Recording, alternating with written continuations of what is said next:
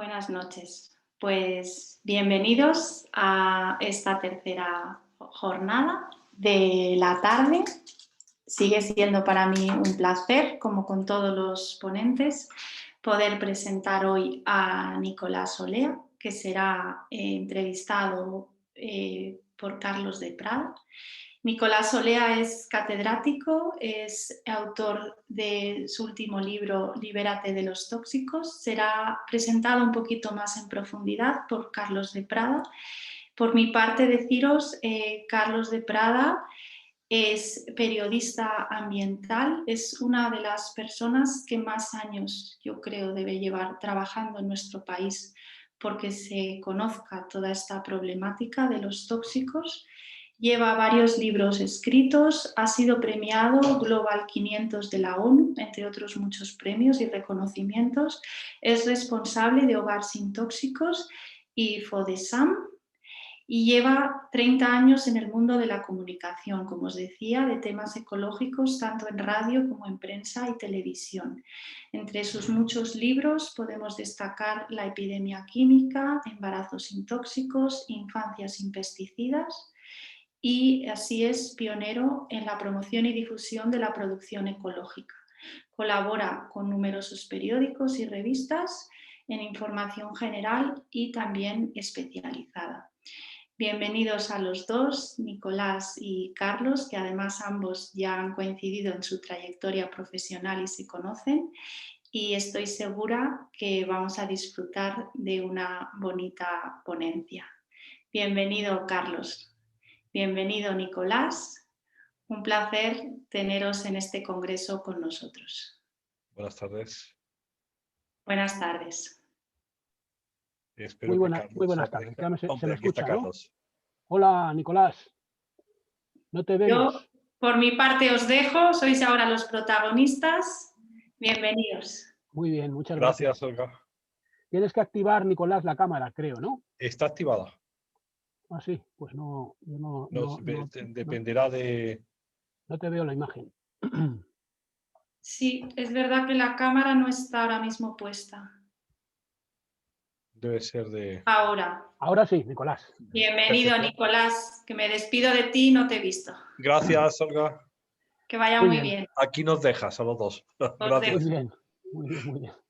Carlos, Bueno, buenas pues, tardes. hola, buenas tardes, Nicolás. Ahí desde Granada, imagino, claro. Sí, helado de frío. Ya, porque ahí estáis al norte de la sierra. Y Sí, aunque sea Andalucía, no es la costa. así Muy está. bien. Bueno, pues lo primero es presentarte, ¿no? Un poco con un poquito más de detalle. Entre los cargos que Nicolás Olea desempeña o ha desempeñado, pues figura, por ejemplo, el de catedrático de Medicina de la Universidad de Granada, investigador del Centro de Investigación Biomédica en Red de Epidemiología y Salud Pública del Instituto de Salud Carlos III, director científico del Instituto de Investigación Biomédica de Granada, coordinador de investigación del Hospital Universitario San Cecilio de Granada. En fin, podríamos seguir con muchas cosas. Tiene una amplísima literatura científica y especialmente en disrupción endocrina, es decir, en la alteración hormonal. Y en este ámbito en el que estamos hablando de los cosméticos, su voz, singularmente autorizada, es muy importante de ser escuchada, porque estos contaminantes disruptores endocrinos, una de las vías por las cuales pueden acceder a nuestro organismo es a través de la piel, es decir, la absorción dérmica. Entonces, a través de esa vía de exposición, llegan a nuestro organismo y son contaminantes. Nicolás Olea, imagino que nos hablará de algunos de estos aspectos. Por ejemplo, que la ciencia no tiene nada claro que tengan un umbral seguro de exposición, por baja que sea la concentración. Además, hay unos fallos en la toxicología oficial, por ejemplo, no se evalúa el efecto cóctel, una serie de circunstancias que además hay que tener en cuenta que estos contaminantes que nos pueden llegar, o estas sustancias a través de la piel, se vienen a unir a otros contaminantes que nos llegan por otras vías, vía alimentaria, inhalación, etcétera, ¿no? Bueno, Nicolás Olea nos expondrá de forma magistral, como siempre, y además con una capacidad de comunicador, porque no solamente científico, es que es un comunicador extraordinario, pues una serie de aspectos muy interesantes. Después de su intervención se podrán plantear preguntas que yo haré llegar a don Nicolás Olea. Nicolás, tu momento. Adelante. Carlos, muchísimas gracias por la invitación, gracias por la presentación. Espero que después tengamos ocasión de discutir muchos de los temas que van a quedar pendientes y gracias a Olga Jiménez y a los organizadores por haber llegado hasta aquí en el Congreso en este momento tan difícil de lanzarse a cualquier empresa, ¿no? Dado la situación por la que estamos pasando. Lo que voy a contar esta tarde será conocido por muchos, puesto que siempre contamos lo mismo. He intentado dar una base doble, hablar de disrupción endocrina y explicar lo que es la terminología, centrarme en la exposición dérmica y fundamentalmente cosméticos y productos de cuidado personal y fijarme en los efectos en mujer y centrar un poco la conferencia en la parte más femenina de la patología ligada a la disrupción endocrina. Voy a poner la pantalla porque te decía, tengo una presentación. La podemos interrumpir en cualquier momento, pero me sirve a mí de guía para ir desarrollando los temas de forma ordenada y alargarme menos, no enrollarme, ¿no? Habíamos hablado que el tema era exposición dérmica a disruptores endocrinos y el concepto de disruptores endocrinos es lo primero que vamos a ver. Después los escenarios de exposición que tú ya has comentado y el impacto de COVID en algunos de esos escenarios con algunos ejemplos puntuales. La exposición vía cosméticos y productos de cuidado personal, la especial vulnerabilidad de la mujer y al final unas conclusiones. Voy a dedicar una especial atención a esto que me hizo llegar mi hija el otro día desde Nueva York sobre los estereotipos de género que yo voy utilizando y ampliando porque soy novato en estos términos, pero voy incorporando y me pareció muy interesante un ejemplo que voy a poner al final. Esto de How Badass Are Women hace referencia como de genuinas son las mujeres y me va a servir mucho para explorar la tercera parte de la conferencia. Un disruptor endocrino, como muchos de los oyentes saben, es una sustancia química, un contaminante ambiental, exógeno al organismo, que una vez dentro del organismo modifica el equilibrio hormonal. Es decir, cambia las hormonas y tiene consecuencias tanto en el individuo expuesto como en su descendencia. Hay una revisión oficial de la Organización Mundial de la Salud del año 2013 que sirve de referencia clásica ya utilizado muchas veces. Lo que hemos aprendido en estos 25 años de disrupción endocrina es que las fuentes de exposición son múltiples, universales. Hoy vamos a fijarnos no en pesticidas, que lo hacemos en muchas ocasiones, o en plásticos, sino fundamentalmente en cosméticos. El problema grave, y ya lo decía Monse muy bien en su presentación, y también lo había comentado antes Pilar Muñoz Calero, es que las concentraciones y la exposición que ocurre a muchos de estos compuestos es en niveles muy bajos. Es exposición no profesional, no laboral, exposición de la vida cotidiana a múltiples compuestos químicos actuando a bajos niveles, cosa que escapa en muchas ocasiones a los sistemas de regulación, porque dan por inofensivos niveles bajos, pero no tienen en cuenta la posible aditividad o el efecto sumatorio o el efecto antagónico de múltiples residuos. Es decir, la Administración Europea, que es de las más avanzadas, como decía Monse, ha fracasado, como el resto de las administraciones de países del primer mundo, en la consideración del efecto cóctel, es decir, cuál es el efecto resultante de múltiples compuestos actuando a bajas concentraciones. También es paradójico las dosis respuesta, que muchas veces no son lineales y que sorprenden cuando se intenta extrapolar de la experimentación, a lo mejor en animales o en modelos in vitro, a altas dosis.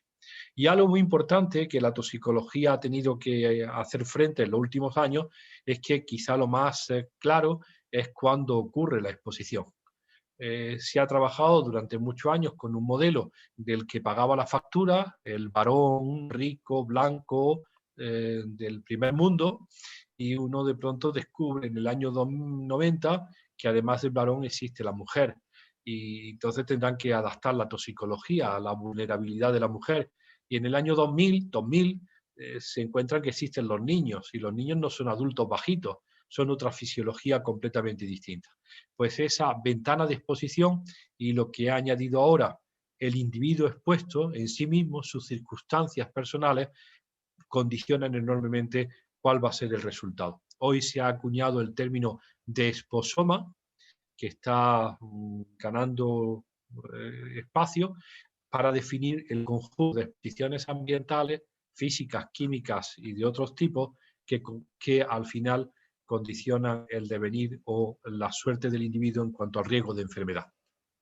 Estos disruptores endocrinos lo que hacen, como me dijo un joven asistiendo el otro día a una conferencia, entonces dice usted que hackean el mensaje hormonal.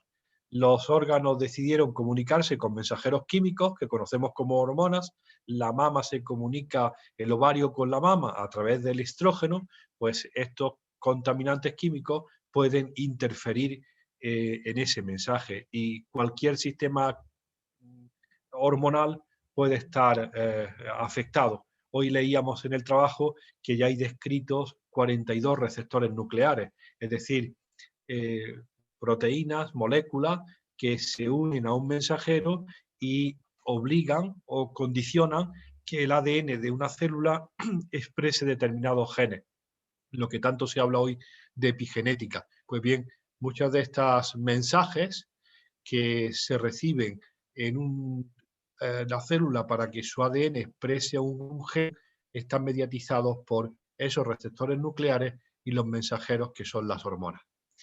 De los compuestos químicos que vamos a hablar hoy, he señalado en negrita de los que son más populares, conocidos como disruptores endocrinos, aquellos que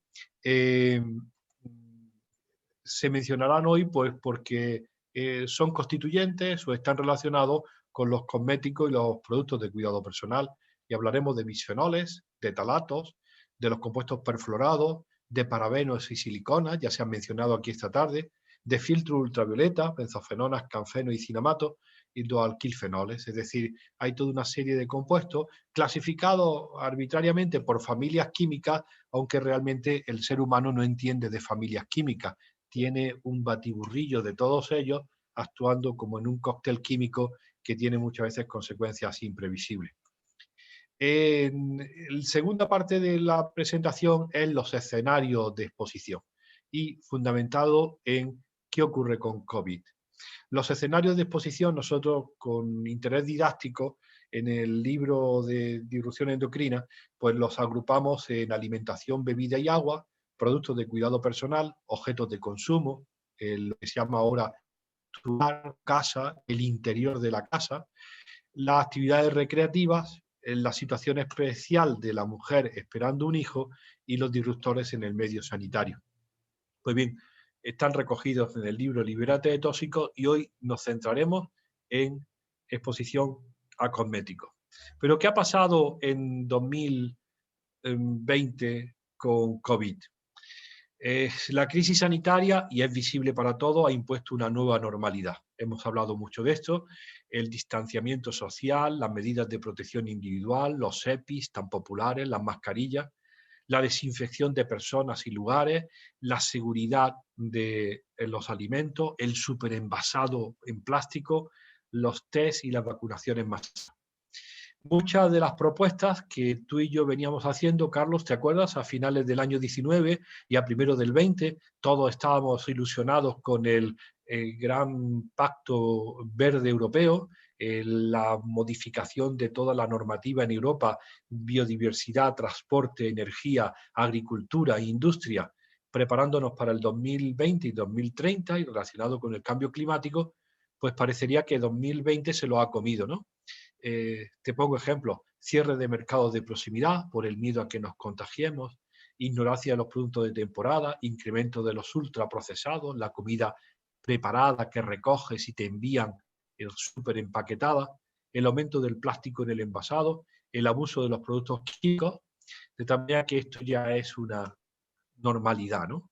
Parecería que esto es la gran protección frente a COVID es que todo venga muy bien envasado en plástico.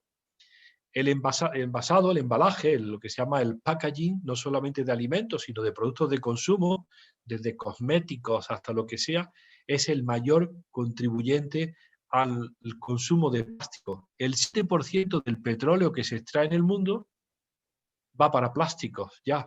Y ese gran uso del plástico en envasado es también el gran generador de basura plástica. Y hay que saber que hay plásticos que no se reciclan. Por mucho que nosotros nos empeñemos en llevarlos al contenedor amarillo, pues los tuppers, los moldes de silicona, los tornos, los macetas, los monederos, los bolitos, los sacapuntas, todo lo que sea menor, el polipropileno, el tetrabric, el plástico electrónico, lo que se llama la basura electrónica y eléctrica, o formas distintas y novedosas que te presento aquí de exposición al plástico, como es la superbolsita de té, que es una de las formas más llamativas de tener billones de microplásticos en una sola infusión, y que lo presentan como la nueva novedad, cuando esto en realidad debería de haber sido evaluado. O el interés tan enorme que tenemos ahora todos en el polvo de casa, porque eso también es plástico, al fin y al cabo es fibra textil, o el gran distintivo, que ya te he comentado yo a ti con alguna vez en broma, de lo que aparecerá junto a nuestra generación como recuerdo del hombre en la Tierra, que del hombre del siglo XX y XXI, es el plastiglomerado. En lugar de encontrar a puntas de flecha hechas de sílex, encontrarán rocas fundidas que tienen pedazos de plástico en su interior, que ya los conocen los geólogos como el plastiglomerado, y a nuestra generación el antropoceno. Muy bien. Y el último que te pongo es este trabajo de los italianos de hace una semana, que describen lo que llaman la plasticenta, porque han analizado las placentas en Italia y hacen un descriptivo de todo lo que es plástico de diferente tamaño, desde micro y nanoplástico.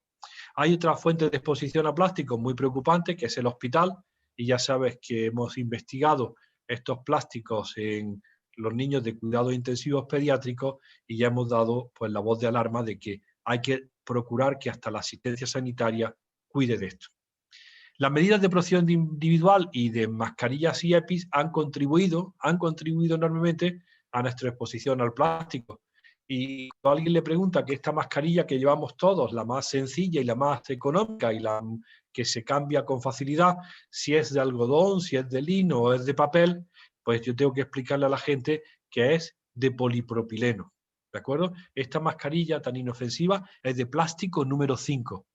Pero desgraciadamente, en lugar de recogerse en el contenedor amarillo, que es donde van los plásticos, nos vemos obligados a echarla en el gris, que se llama resto, y por tanto contamina bacteriológicamente al resto de la basura. En Granada, por ejemplo, me daban el otro día de la central de recogida de basuras provincial, que atiende a 1 millón de personas, que la crisis del COVID genera 70 toneladas anuales de mascarillas de polipropileno. Vamos a pasar ahora a la exacerbación de los usos de productos químicos sobre personas, lugares y objetos. Tú sabes que nosotros hemos ido mucho tiempo defendiendo la aparición en el mercado de estos geles de baño 0%, las líneas 0%, porque veían que por lo menos se procuraban que algunos de los ingredientes de los cosméticos, legales por supuesto, pero que no nos gustan, estaban suprimidos de la formulación, como es los parabenos, los colorantes, los eftalatos o el fenoxietanol.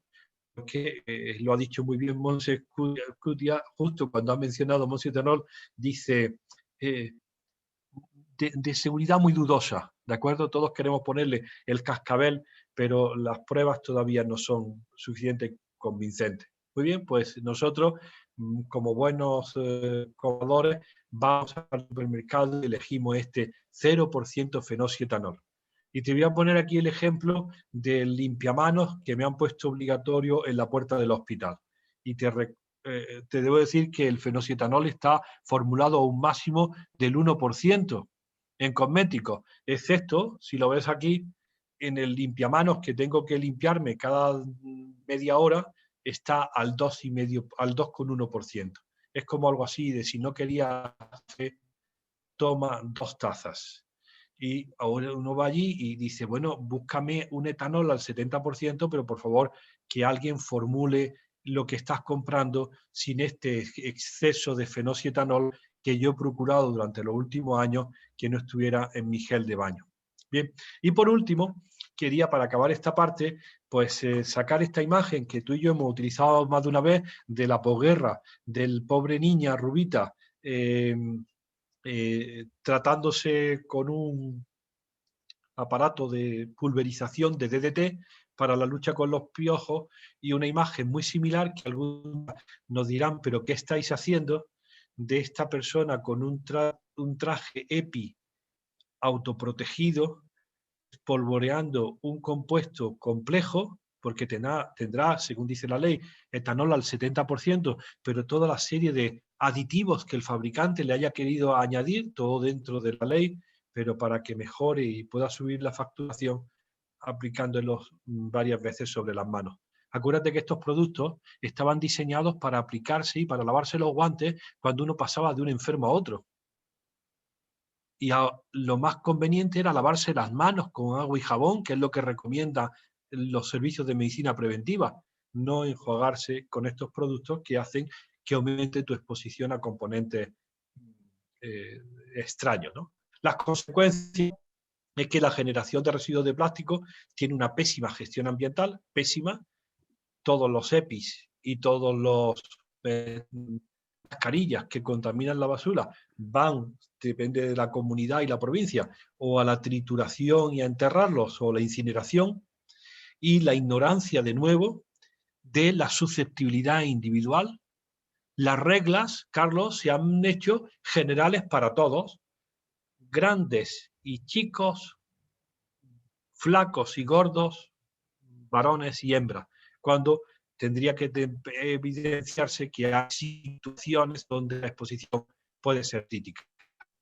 La consecuencia de todo esto es que al final todo el mundo tenemos de todo, ¿no? El Center for Disease Control de Atlanta pues dice que el 100% de los americanos tienen PCBs, el 100% tienen DDE, el 99% tienen perfluorados y el 97% talatos. Nosotros siempre recordamos que los niños españoles de Asturias, Guipúzcoa, Sabadell, Ribera del Ebro, Menorca, Valencia y Granada orinan todos los días este surtido de plásticos.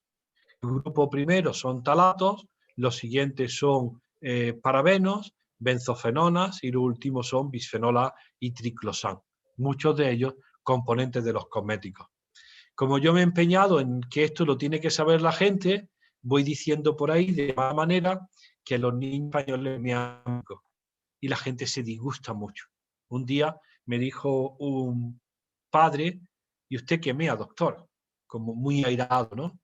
Y le dije, pues mira, no lo sé porque no lo he analizado, pero lo que sí puedo decirle es que cuando tenía no meaba plástico, porque no estaba en el ambiente. No había ese abuso de los componentes de los cosméticos que hay ahora, ¿no?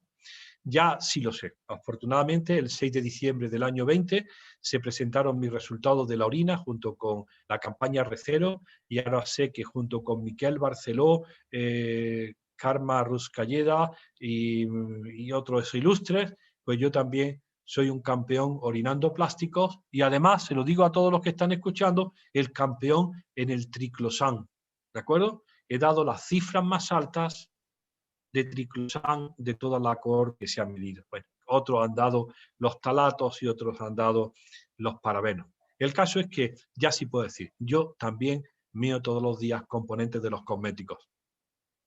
El siguiente paso es la exposición vía cosméticos y productos de cuidado personal.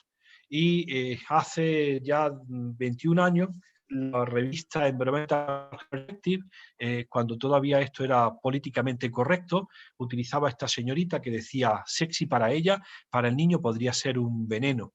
Y nos recordaba que el uso de los cosméticos y perfumes podría significar la exposición inadvertida del embrión y del feto, cosa que tú conoces bien, que después haré referencia a tus libros cuando has estudiado tanto infancia como mujer embarazada. Según parece, el consumo de cosméticos, he leído esta mañana, en España tiene una clara división por sexos, es una media de 13 productos en la mujer, 6 en el hombre, y como bien han comentado hace un rato, Monse, con composiciones de 30 a 40 elementos, cada uno de ellos. Y además, como yo digo, de uso diario. Carlos, es posible que se te olvide tomarte la pastilla de la tensión, pero lo que no se te olvida es ponerte el desodorante, porque si se te olvidan te lo advierten tus compañeros, ¿no?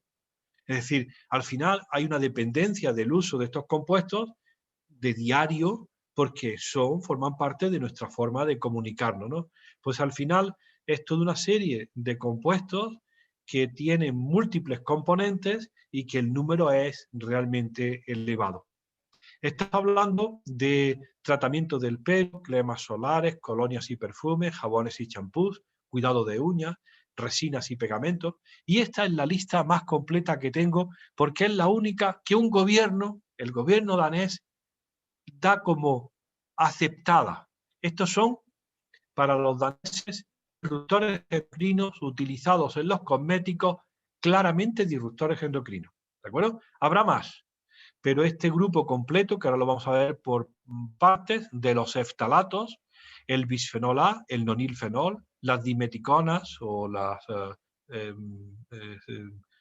siliconas, estos 3 parabenos, este grupito de filtros ultravioleta, el triclosan y el resorcinol. Y además del número de identificación química, ellos ponen si es predominantemente estrogénico, si es antihormona masculino, antiandrogénico, o si la disrupción endocrina es tiroidea.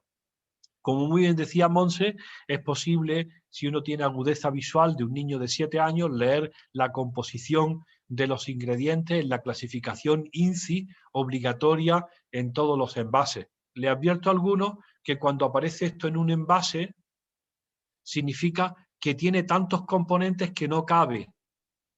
Y hay que ir al aspecto interior para ver cuáles son los componentes, porque en esa letra pequeña ya no pueden reducir más la letra para que quepan los 50 componentes. Bueno, el caso es que uno puede informarse de cuáles son esos componentes y si tiene una carrera de ambientalista, otra de químico, otra de biólogo y otra de no sé qué, a lo mejor entiende la mitad de ellos o tiene alguien que se lo explica, porque realmente la lucha primera se perdió porque este enunciado no es cuantitativo, es simplemente cualitativo y, como dice Monse, ordenados de mayor a menor, pero no sabemos si el mayor es el 80% o el menor es el 1%, porque podrían ser el 50% el 1 y contar. Bueno, es un despropósito. Primero, por el tamaño de letra, segundo, porque nadie lo entiende y tercero, porque no está la cantidad. Y además tiene truco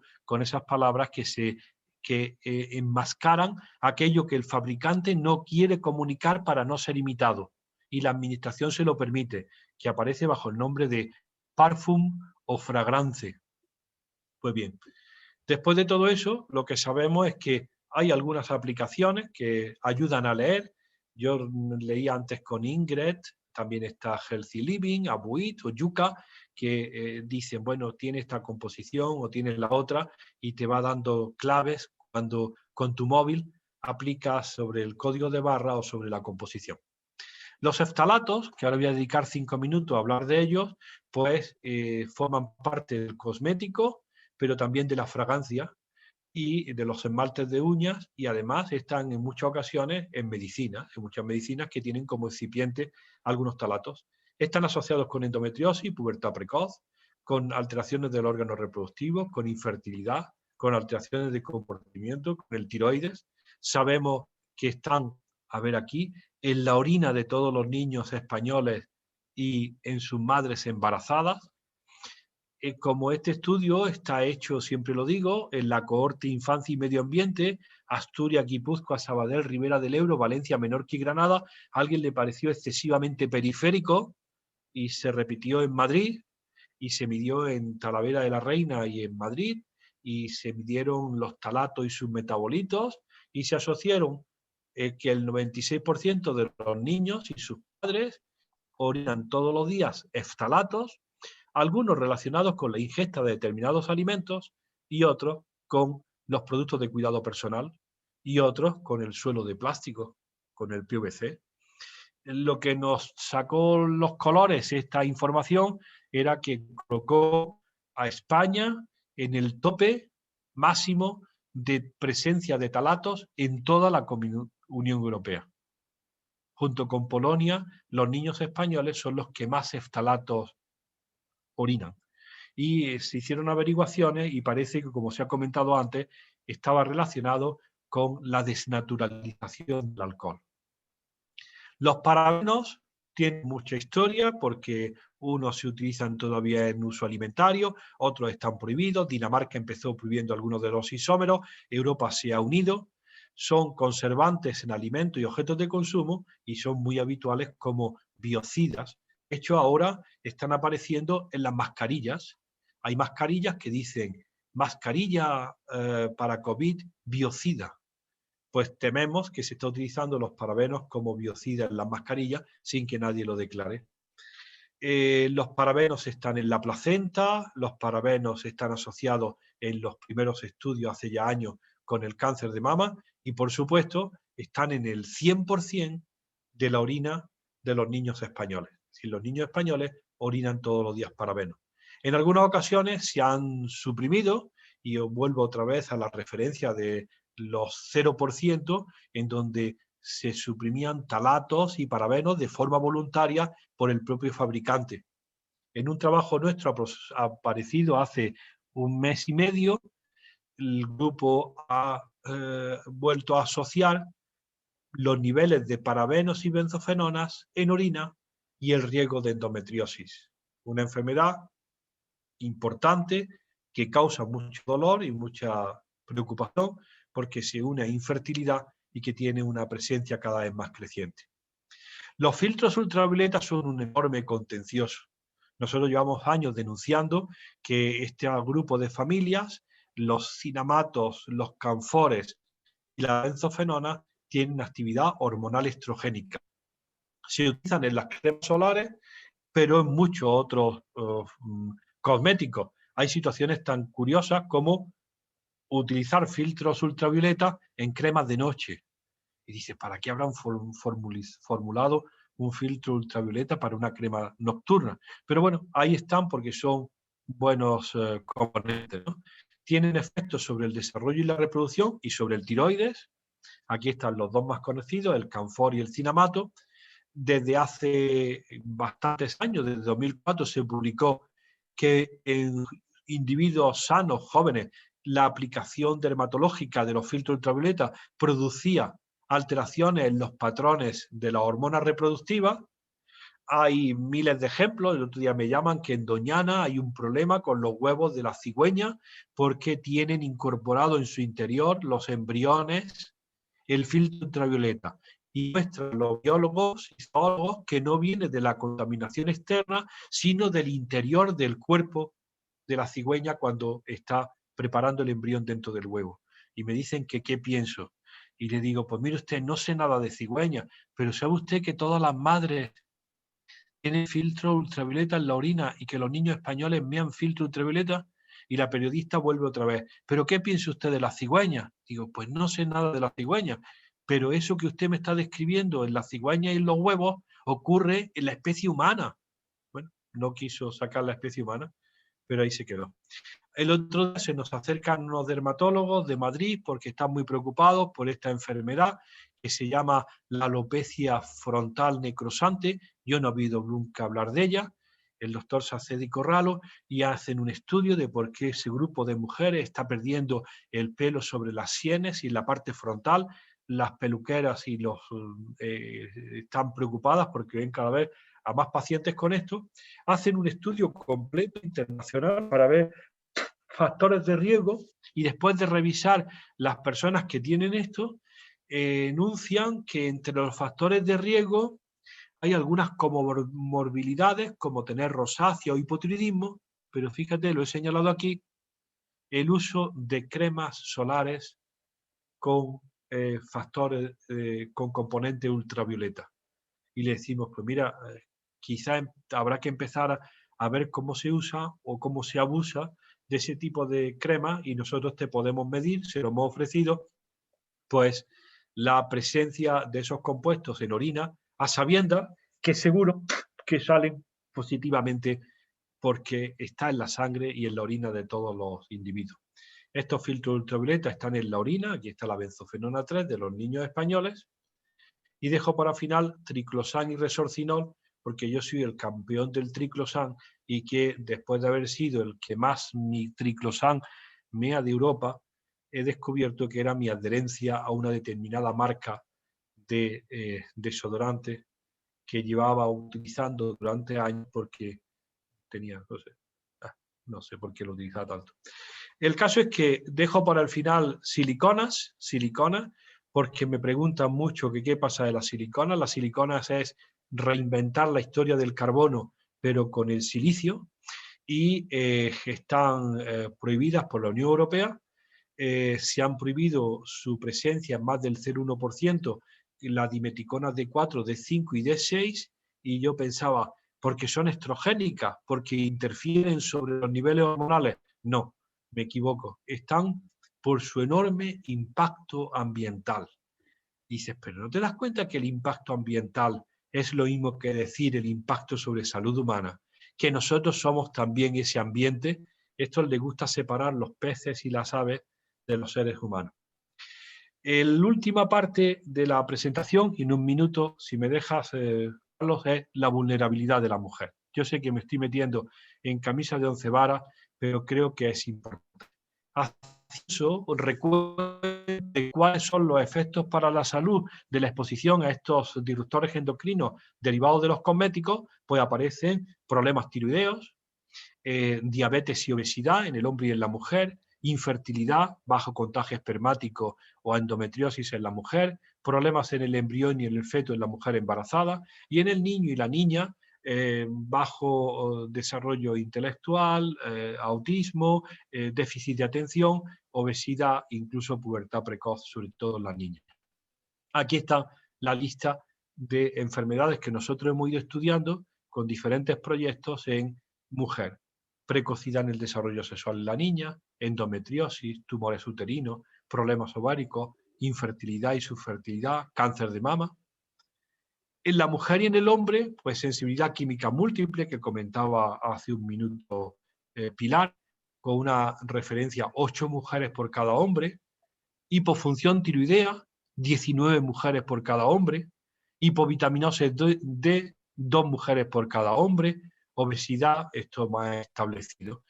Y en el hombre, pues mala calidad seminal, cáncer de testículo y fertilidad deficiente. Es decir, en otras palabras, Carlos, gana por goleada la mujer, ¿de acuerdo? Y entonces decimos, ¿qué es lo que está pasando con hormonas y mujer? Y entonces nos metemos en esta historia y sabemos que hay una vulnerabilidad biológica de la mujer que es cuestión de sexo, una fisiología particular, una fisiología cíclica, la ciclicidad hormonal influenciada por los ciclos ováricos, cambios drásticos en menarquia y en menopausia, cambios más drásticos en embarazo y en lactancia, y después distribución de depósitos de grasa. La idea es que ante una idéntica exposición que el hombre, la mujer parece ser, te voy a decir, más vulnerable. Pero también hay una vulnerabilidad que es cuestión de género. Y eso tú sabes más que yo y los sociólogos saben más. Las imposiciones culturales, la dependencia del hombre, el cuidado de la familia, los determinantes de la pobreza, la dedicación laboral desfavorable, atribución y comportamientos que son también determinantes de mayor riesgo a idéntica exposición por los determinantes que son de género.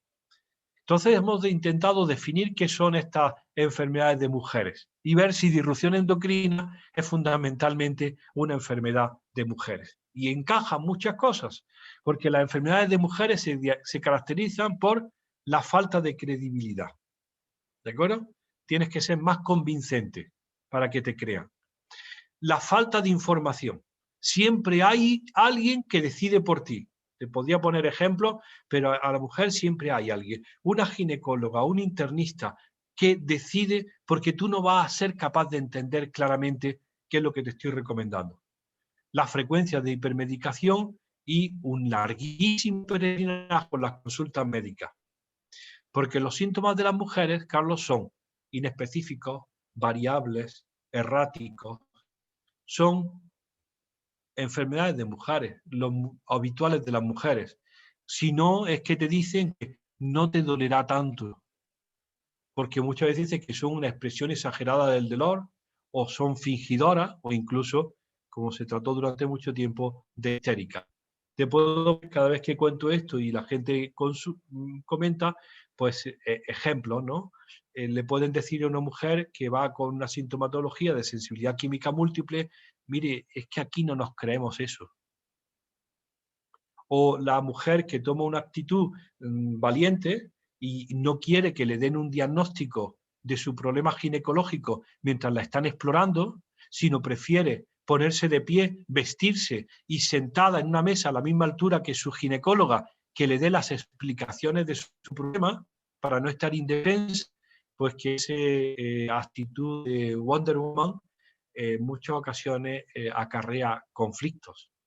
O que en ciertos programas de despistaje haya un alargamiento enorme en la comunicación de pruebas que han salido negativas con toda la incertidumbre que significa esperar a que te den la respuesta. Y por supuesto, que esto lo han dicho ya muchas veces, la invisibilidad de la mujer en los ensayos clínicos. Los ensayos clínicos se han hecho generalmente en diabetes, en obesidad, sobre enfermos varones. El largo peregrinaje de las consultas médicas es típico para la sensibilidad química múltiple, para la fibromialgia, para la fatiga crónica, para la infertilidad, para la endometriosis, para la anticoncepción, para el hipotiroidismo. Le puedes preguntar a cualquier mujer diagnosticada de hipotiroidismo cuántos años tardó en llegar al diagnóstico o a la endometriosis. Algunas veces te hablan de 4 o 5 años, sabiendo que cualquier retraso en el diagnóstico agrava el pronóstico. Por tanto, los estereotipos de género condicionan una vivencia diferencial entre hombres y mujeres. Nunca someterían a los hombres a un reto de credibilidad. ¿Te imaginas, Carlos, que tú vayas diciendo que te duele en el costado y te diga el médico, no será para tanto, no te dolerá tanto? O que te diga, Carlos, eso será cosa de hombres. Mira a ver dónde está la cámara oculta. Porque dice, eso es imposible, ¿cómo van a dudar de lo que yo estoy pensando? Bueno, aquí aprovecho para contar lo que Milla me contaba el otro día. Yo no tengo TikTok, pero dice, mira, esto te va a venir bien. Dice, ¿cómo de auténticas o de genuinas son las mujeres? Esta chica coloca en TikTok una imagen con su hijo y dice que su marido y ella han empezado con la sintomatología a la par de COVID. El marido ha pensado que se le venía el mundo encima, le duele la cabeza, tiene calambres, está que no vive, está a borde del máximo sufrimiento, y dice la chica que tiene, o su esposa que tiene los mismos síntomas, creí que es que me venía la regla. Y me dice, esto tienes que comentarlo, porque eso es una diferencia de vivencia entre lo que es habitual en el macho y el habitual en la hembra. Para nosotros eso es una enfermedad imposible que nos está matando. Para la otra señora que tiene problemas con su periodo es lo habitual todos los meses. En definitiva, la vulnerabilidad biológica y social de la mujer convierten a los efectos de la disrupción endocrina claramente en una cuestión de género. Yo siempre confundía, antes estoy acabando ya, Carlos, mujer con madre, y pensaba que todas las mujeres eran madres, y ya me dijeron, no sigas por ahí. Hay algunas mujeres que eligen ser madres y algunas madres que eligen amamantar. Cuando eliges ser madre y eliges amamantar, te cae sobre tus espaldas toda la responsabilidad de la transmisión de los riesgos. La transmisión de los riesgos porque cuando una mujer se expone a un cosmético y está embarazada, se expone ella, que es la primera generación, se expone su embrión o su feto, que es la segunda generación, y se exponen las células germinales, que tiene su feto, por ejemplo, en su ovario. Es la tercera generación. Es un experimento 3 en 1. Y ahora nos sorprendemos de que sin haber un daño genético no mutacional, pueda haber hijas o nietas que muestren los daños de la exposición de la madre, de la abuela. Pues esto es una de las cosas que más nos preocupan. Aquí están, yo sé que tú has hecho un esfuerzo enorme en las 2 publicaciones últimas de infancia sin tóxico y embarazo sin tóxico, con la letra negrita para ver si alguien cuenta de que esto no es baladí, que hay un problema por debajo de todo esto, y nosotros venimos años hablando de que hay una transmisión de la exposición y como estamos interesados, ahora hemos centrado parte de nuestros trabajos en la leche materna, ¿no? Y amparamos todo lo que es los bancos de leche materna que están perfectamente organizados en el país y que sirven para alimentar niños de muy bajo peso en las unidades de cuidado intensivo, y vamos a intentar que sea de la máxima calidad. No solamente que no haya contaminación bacteriana, sino que se cuide por primera vez la no presencia de compuestos químicos. Y llego a las conclusiones. El uso de cosméticos y productos de cuidado personal es una fuente importante de exposición a disruptores endocrinos, es muy importante, por vía dérmica o por vía digestiva. No puedes negar que un colutorio bucal o que una pasta de dientes o que una pintalabio no tiene una exposición digestiva importante, pero bueno, tanto dérmica como digestiva y en algunos casos también inhalatoria. La segunda parte, que ya lo ha comentado tanto Pilar como Monse, autorizado no es sinónimo de seguro. La administración va claramente por detrás de la regulación. De cosas tan llamativas como es el efecto combinado no está en el libro de los reguladores. Ellos están todavía en el siglo XIX. Y como es imposible manejar tanta información, tendrás que confiar en alguien. Y ese es nuestro gran mensaje. Tendrás que buscar cierto grado de asociacionismo o de empresas o de grupos o de lo que quieras que elaboren por ti formulaciones que sean creíbles, porque es imposible en el curso de tu vida, con las cosas que tienes que hacer distintas, además saber interpretar una etiqueta de un cosmético. Gracias por vuestra atención. Muchas gracias, Nicolás. Y bueno, pues Sí. llega el momento de que pues los que han asistido puedan plantear sus preguntas. Ya de hecho ha llegado alguna.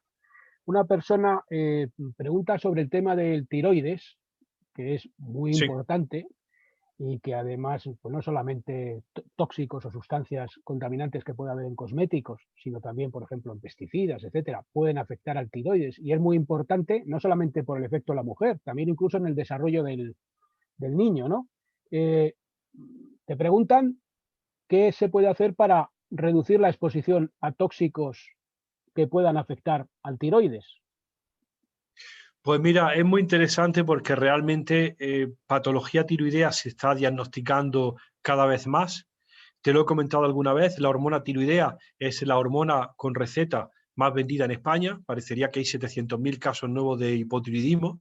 Casi siempre son mujeres que han hecho un peregrinaje por consultas diversas, el ginecólogo, el digestólogo, el psiquiatra, y hasta que por fin el endocrino ha visto que tiene una función tiroidea ligeramente alterada y está vinculado a compuestos muy diversos. Lo hemos referido a algunos y yo pasaré la presentación, que tienen actividad antitiroidea. No hay hipertiroidismo, sino lo que hay es hipofunción tiroidea. Los endocrinos les gusta diagnosticar de una tiroiditis autoinmune. Nosotros les decimos que tendrían que ser más cuidadosos y ver cuáles son las exposiciones, y habría que localizar, por ejemplo, ese resorcinol o ese triclosan, compuestos y algunos talatos que interfieren sobre la función tiroidea, ¿no? Y es difícil que la gente los identifique por sí mismos, pero yendo a líneas de cosméticos certificadas que no tienen esos compuestos, de los que están en la lista no los tienen ninguno, pues estás evitando una exposición importante, ¿no? Es fácil si tienes un consejo difícil si lo tienes que hacer por ti mismo, ¿no? Pregunta a una persona si es peligroso dejar de tomar Eurotirox. Si está recomendado y lo tiene tomando por un déficit, fíjate que la mayor parte de la hormona tiroidea que se está administrando hoy día es un tratamiento sustitutivo, ¿no? Se da porque no hay una buena producción y lo que intenta hacer el endocrino es que tengas unos niveles adecuados de hormona tiroidea, muchas veces controlada por los niveles de TSH hipofisaria, pero sí que es peligroso porque un hipotiroidismo es una enfermedad lenta, pero que tiene manifestaciones en todos los órganos, desde el pensamiento hasta el sistema digestivo, donde es terriblemente crítico en la toma de hormona tiroidea es desde el momento del nacimiento. Bárbara de Menex, que tú y yo hemos citado en muchas ocasiones, con su libro El cóctel tóxico. Bárbara de Menex es Legión de Honor de Biología y directora de un grupo de investigación en el Museo de Historia Natural en París. Es la gran tesora, siguiendo la escuela de Gabriela Monreale, ¿te acuerdas? Que falleció recientemente, de la necesidad de unos buenos niveles de hormona tiroidea a partir del tercer día de gestación, pero a partir del tercer día tras el alumbramiento. El Estado se gasta un dineral en que no haya ningún niño nacido que vaya a estar sin tiroides, sin glándula tiroidea, haciendo la prueba del talón que todas las madres conocen para ver si hay alguna genesia de glándula tiroidea y hay que compensar a ese niño después de la semana de haber nacido. Porque un individuo sin hormona tiroidea del nacimiento tiene lo peor que puede tener un ser humano. No tiene desarrollo intelectual ni desarrollo físico. ¿De acuerdo? Los médicos somos muy crueles. Llamamos cretino. ¿De acuerdo? Y el cretinismo se ha conseguido dominar y vencer en toda Europa y en España gracias al despistaje del déficit de hormona tiroidea a partir de la semana de nacimiento, ¿no? Es decir, que para un niño es importantísimo. De hecho, Bárbara de Menex ha hecho toda una hipótesis que vincula el déficit de hormona tiroidea y los disruptores endocrinos tiroideos con el espectro autista, con el déficit de atención, con la hiperactividad y con, en algunos casos, con otros problemas de desarrollo neuroconductual. Es decir, importantísimo en los niños. Sí, con la caída del coeficiente intelectual, ¿no? Así es. Que incluso los informes de la Endocrine Society, entre otros realizados por Bárbara de Menex, ¿no? Así es. Hablaban de la pérdida anual en Europa de millones de puntos de coeficiente intelectual a consecuencia de la Se considera que en 30 años 5 puntos para la distribución social, ¿no?, de toda la población. Luego hay una pregunta de si hay asociación, o puede haberla, entre el hipotiroidismo y la endometriosis. Pues no sabría decirte, no hacía hipotiroidismo, endometriosis. Endometriosis ya sabes que es una colonización de la cavidad peritoneal por tejido endometrial, que es la cubierta interior de la matriz del útero, y hipotiroidismo y la endometriosis. Pues no creo. A lo mejor hay alguna cosa excepcional, habría que consultarlo, pero no es así terriblemente evidente, ¿no? En ambos casos, sí. En ambos casos, nosotros lo que hemos encontrado fue en la primera publicación una asociación entre el bisoñol A, uno de los componentes del plástico, y la endometriosis, y en la más reciente han sido la benzofenona y los parabenos. Pero ninguno de ellos tiene efecto antitiroideo. No lo sé. Ya, como pregunta mía, en relación a una cosa importante y además que tiene mucha relación con lo que has comentado, ¿no? Sí. Hay cánceres hormonodependientes, entre ellos el cáncer de mama, que está experimentando una progresión tremenda, ¿no? ¿Qué puede decir al respecto de cáncer de mama y exposición a disruptores endocrinos a través de esta vía? Te agradezco, Carlos, la pregunta porque habíamos hablado muy poco de cáncer, ¿no? Vamos a ver, a mí me gustaría, ya que estamos aquí, que todos los telediarios, cuando acabe la pesadilla de COVID, salga Matías Prats y los otros chicos y digan: hoy han muerto de cáncer en España 313 personas y se han diagnosticado 850 nuevos casos. ¿De acuerdo? Eso es la media en España. todos los días 315 casos o 313 y nuevos 850 nuevos casos. Si nos dijeran eso, seríamos mucho más conscientes de cuál es la gravedad de cáncer, sobre todo por la incidencia tan importante y que además, como tú sabes, es creciente. Con una incidencia creciente no es posible que sean nuestros genes. No podemos haber variado tan rápidamente. La mayor parte de las causas de cáncer, más del 50%, son los hábitos. Y ya lo sabemos, ¿no? Los hábitos alimentarios, el alcohol, el tabaquismo y las exposiciones. Nosotros hemos estudiado durante muchos años exposiciones a compuestos químicos como pesticidas y cáncer de mama. El grupo MCC Spain acaba de publicar la asociación entre detergentes, alquilfenoles y cáncer de mama. En todas las ocasiones se demuestra lo mismo. No hay un solo compuesto químico individual culpable. ¿Sabes quién es culpable? El efecto combinado de todos ellos. Es decir, que la toxicología y la epidemiología de los años 80 y 90, que exculpaban a los compuestos químicos porque no se encontraban asociaciones y daban la satisfacción de que esto no está relacionado con cáncer, eran en mayor parte falsos, porque había que considerarlo a ese compuesto químico y a sus amigos. ¿De acuerdo? Cuando hemos empezado a considerar el efecto combinado, bingo. El efecto combinado, lo que llamamos el cóctel tóxico, sí que se asocia con el riesgo de enfermedad, pero eso no lo testábamos ni lo ensayábamos antes. Eso ya es para el siglo XXI. Y ha habido un montón de resultados de negatividad en la asociación con cáncer para contaminantes y algunos pesticidas bien conocidos. En realidad tú tienes que pensar ese pesticida y los 3 compuestos más que lo acompañan o que están dentro de tu organismo. Entonces, en cáncer, que tenemos un problema grave, tú sabes, Carlos, que este año pasado se han diagnosticado en España 33.000 casos de cáncer de mama. Cuando se dicen así, y que ahora que todos sabemos tanto de la COVID, ya sabemos lo que son números, 33.000 casos de cáncer de mama y 317 fallecimientos por cáncer en todas sus manifestaciones, pues son muchos, ¿no? Es un tema muy importante. Yo creo que un problema de base de lo que comentas, ¿no? Sí. Es que casi toda la inversión en sanidad va a diagnosticar y tratar enfermedades, pero prácticamente nada a prevenir, ¿no? Carlos, tenías que leerte, y el otro día te lo envié, creo que te lo envié, el documento de Europe's Beating Cancer, que hay que sacar la Comisión Europea como el gran documento del cáncer del año 21. Tiene 32 páginas. Se lo pasé a mis compañeros y les digo, ¿qué os parece? De las 32 páginas hay 29 dedicadas a diagnóstico y tratamiento. No va a haber un solo europeo que no vaya a tener acceso a la quimioterapia más moderna para el cáncer, ni un solo europeo que no vaya a tener la mejor máquina para el diagnóstico.